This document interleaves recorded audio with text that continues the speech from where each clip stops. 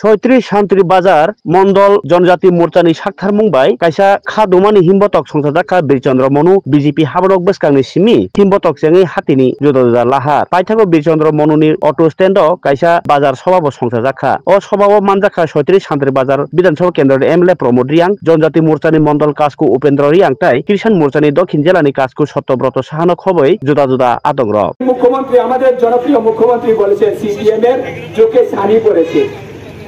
সে ছানি পড়েছে তার জন্য ত্রিপুরা রাজ্য উন্নয়ন দেখতে পায় না আজকে যে দেখুন তো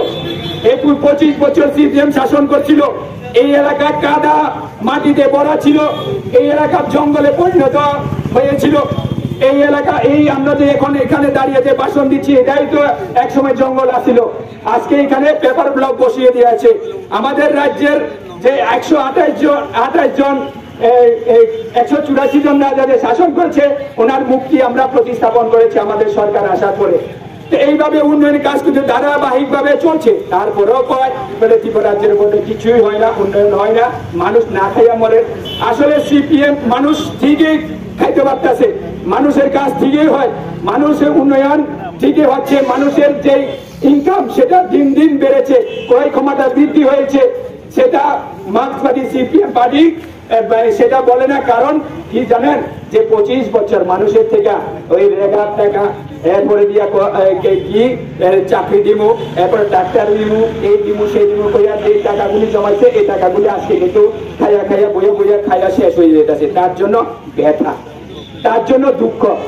অন্য কিছু না যে নিজের জমানো টাকা শেষ সিপিএম এর নেতারা নিজের জমানো টাকা শেষ হয়ে গেছে গা তার জন্য এত বড় দুঃখ হচ্ছে তার জন্য ভারতীয় জনতা পার্টি মিথ্যা অভিযোগ আনছে কোনো অভিযোগ সত্য প্রমাণ করতে পারবে না শুধু অপপ্রচার করার জন্য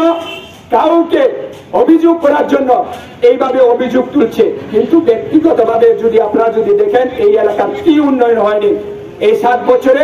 যে সিপিএম 25 বছর যেটা করতে পারেনি এই 7 বছরে তার কয়েক হাজার গুণ আমরা এই এলাকার উন্নয়ন করছি আমাদের ভারতীয় জনতা পার্টি এখানকে এই এলাকার বিধায়কের নেতৃত্বে অথচ এখন দেখছি ত্রিপুরা রাজ্যের মার্ক্সবাদী সিপিএম পার্টি বড় তাবর নেতারা বিজেপির উন্নয়নকে তারা সহ্য হচ্ছে না হিংসা হচ্ছে তার জন্য ব্যক্তি আক্রমণ পর্যন্ত শুরু করে দিয়েছে বন্ধুরা কিন্তু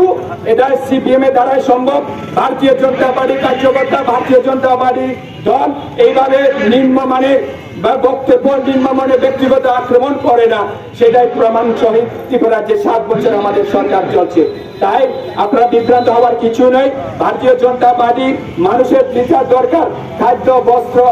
অন্ন বাসস্থান এইগুলো ভারতীয় জনতা পার্টি সরকার করছে এবং আগামী দিনে করবে তার জন্য এত খুব সুন্দরভাবে বাজেট